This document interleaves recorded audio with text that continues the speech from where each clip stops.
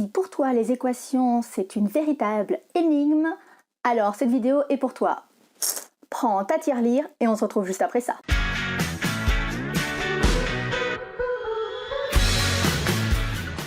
Imagine, tu es en train de regarder avec ta sœur combien il vous reste d'argent de poche chacun. Ta sœur sort 6 € de son porte-monnaie et toi tu ne sais pas, tu as mis ton argent dans une enveloppe et tu ne la retrouves pas. En plus, tu dois 2 € à ton père. Mais ta mère te donne un indice, non pas sur l'endroit où se trouve ton enveloppe, mais sur le montant. Elle dit qu'il vous reste autant à l'un qu'à l'autre. C'est une véritable énigme pour Sherlock Holmes. Prêt à la résoudre? Allez, c'est parti! Toi, tu as une enveloppe et une dette de 2 € qui est égale aux 6 € de ta sœur, que l'on peut traduire en mathématiques avec l'égalité x moins 2 égale 6, où x et l'enveloppe, c'est l'inconnu puisqu'on ne sait pas combien d'argent il y a. Et justement, l'objectif de cette énigme est de savoir combien il y a d'argent dans cette enveloppe. En d'autres termes, combien vaut x? Ok, mais là je t'entends me dire, et comment on fait pour résoudre une équation? Élémentaire, mon cher Watson. Il existe 2 scénarios possibles, donc 2 méthodes pour résoudre l'équation. Premier scénario, ta mère efface ta dette en te donnant 2 €. Mais si elle te donne de l'argent, elle doit aussi donner la même somme à ta sœur, pour qu'il n'y ait pas de jaloux. Ce qui peut se résumer par ce que tu fais d'un côté, tu le fais de l'autre. C'est comme un effet jumeau. En maths, ta dette de 2 € va s'écrire avec une soustraction, moins 2. Et pour l'annuler, il faut donc utiliser une addition, qui est l'opération contraire, donc plus 2. En conséquence, si on met plus 2 à gauche et à droite du signe égal, on a alors x moins 2 plus 2 est égal à 6 plus 2. Moins 2 et plus 2 s'annulent, il reste x égale 6 plus 2, ce qui donne x égale 8. Dans ton enveloppe, il y a 8 €.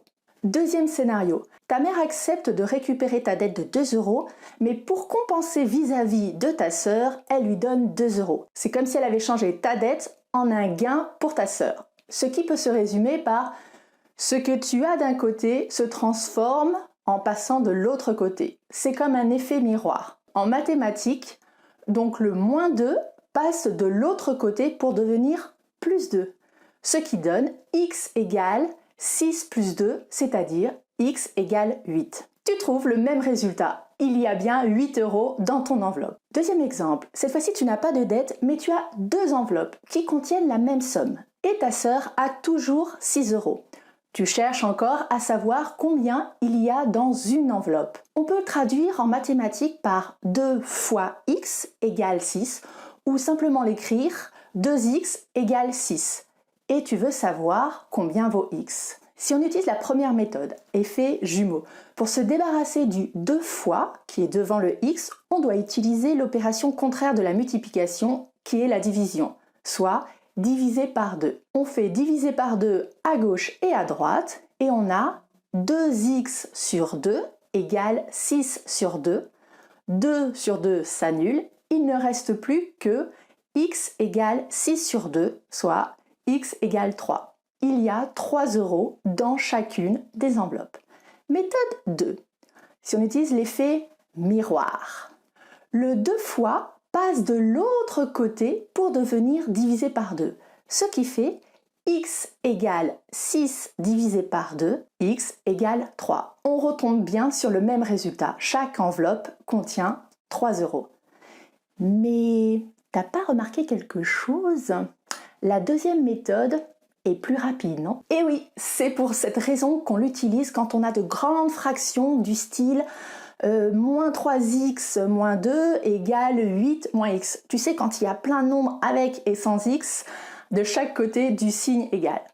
On peut essayer de la résoudre. Pas de panique. C'est facile si tu appliques la méthode effet miroir étape par étape. Étape 1.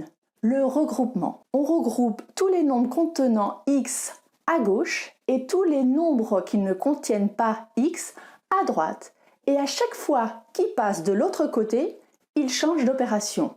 Donc côté gauche, moins 3x est à sa bonne place et c'est moins x qui passe de droite à gauche en devenant plus x. Côté droit, 8 ne bouge pas et c'est moins 2 qui vient en se transformant en plus 2. Étape 2, le calcul. On calcule de chaque côté séparément. Côté gauche, moins 3x plus x égale moins 2x. Côté droit, 8 plus 2 égale 10. Étape 3, isolement de x. On a moins 2x égale 10, c'est-à-dire moins 2 fois x égale 10. On ne veut que x, donc le moins 2 fois passe de l'autre côté en devenant divisé par moins 2.